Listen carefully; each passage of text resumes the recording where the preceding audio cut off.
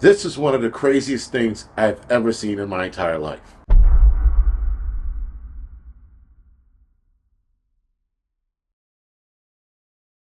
Just a couple minutes ago, I'm scrolling online and I see what looks like cars frozen in ice. And I'm sitting there looking at this going, how the hell did that happen? That's one hell of a flooding. So, what happened prior to that clip you just saw was there was a water main break in Detroit. A 54-inch main busted open. And by the time people noticed what was going on, it was around 2:30 in the morning, and there was just way too much water for anybody to do anything about it. Meaning, if they try to drive away or leave, they couldn't because there was too much water. The water wind up freezing over. And now, as you can see, their cars stuck in ice up to the windows. This is a huge problem for many reasons that I'm going to go over in a little bit. Now, in this video, you see this lady panning the area, and as you can see, it's already too late for anybody to do anything about it. It's already too late for anybody to leave. As you can see, a lot of water going down the street. Now, in the video, at this time of night, from what I was told, or rather what I read, it was already 7 degrees. So, you're not trudging around in water in 7 degrees. You're just not going to do it. You're not going to put yourself, your family in danger even more with hypothermia by dredging through water to get to a safe area. So it's better for everyone to stay put. And if you end up in a situation like that, stay put. Don't go out. Don't try to get help. Try to phone for help if you can. And if you can't, you're going to have to, unfortunately, wait it out. Now, this is where being a prepper comes in handy, because you'll already have your backup systems ready to rock and roll. If you're not a prepper, not that you're screwed, but once this water freezes over, you're going to have to wait days, if not maybe a week or two, for this water to thaw out and then drain somewhere. Now, the bigger problem is you are on your own for a long while. Now, again, if they get a couple of 50-degree days and this stuff thaws out and then drains, fine. But I doubt it. This is Detroit, and it's always cold, and there is a cold snap, or rather a cold front, moving through the area as we speak. So, you're on your own. You're not getting any medical help. You're not getting any fire trucks down there should a fire break out. If there's crime going around, maybe the criminals are ice skating in the neighborhood and stealing shit, because that's the only way you're going to get around. Cops can't come and help you. You are on your own on every aspect, medical, fire, and crime-wise. You're on your own. And this is why it presents a problem, because there are undoubtedly old people in that neighborhood.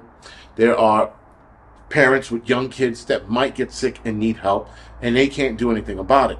Because if you walk on this ice, I'm pretty sure it's probably solid enough to walk on, but in the case that some areas might not be fully frozen, you fall through that ice, you're going with that water, wherever that water's going.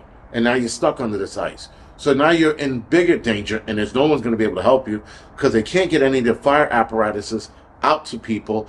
I did see some videos with people in the back of pickup trucks, and the pickup trucks seem to be on top of the ice. Right? But again, that was one pickup truck. How many pickup trucks could they actually have doing this? And that's a large area of people that they need to help or save. So now, that problem that I was telling you about earlier, I just explained it. It's all of the things that you need done for you if you end up in trouble. You're not going to get it. And if that pickup truck, or a couple of them, surveying the area to see where they can help and how they can help, it's one truck.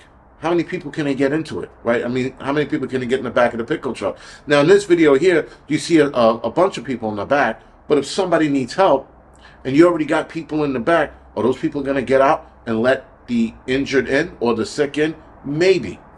I would, but I also wouldn't end up in that situation.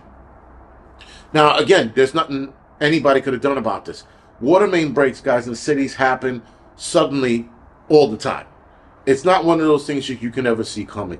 You know, like a city like New York, for example, we have very old pipes here. We have pipes going back to the 1800s. And those pipes are ready to go. And some of those pipes, when they collapse, the street goes with it. Collapses in, or blows out.